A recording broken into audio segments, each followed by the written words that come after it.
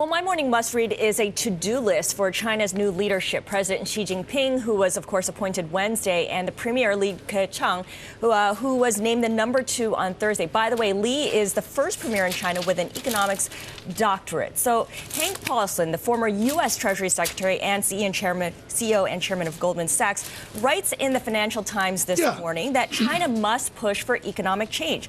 He says the essential ingredient of reform is opening up to foreign competition.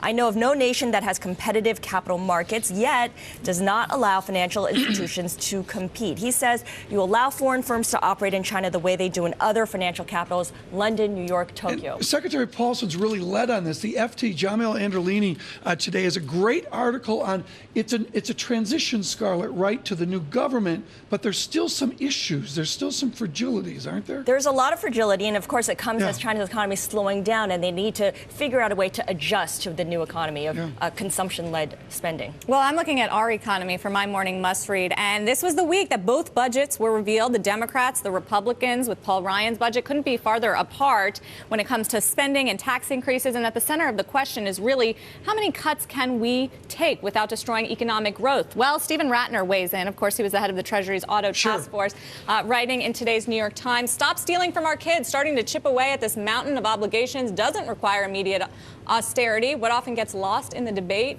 is that policy changes need not have any immediate deleterious effect." And that we heard from Glenn Hubbard earlier. Exact same idea. More on the just get the conservative glide path in. Just get it started. And the idea there is that we are robbing from future generations by just accumulating massive amounts of debt and not doing anything about it. Well, I'm glad you bring up Washington. It was sort of a non-story for this week because not much happened. But we are going to hear from Jacob Lew, the new Treasury Secretary. Peter Cook sat down with him yesterday on this idea of how on earth they're going to find some sort of middle ground on the budgets.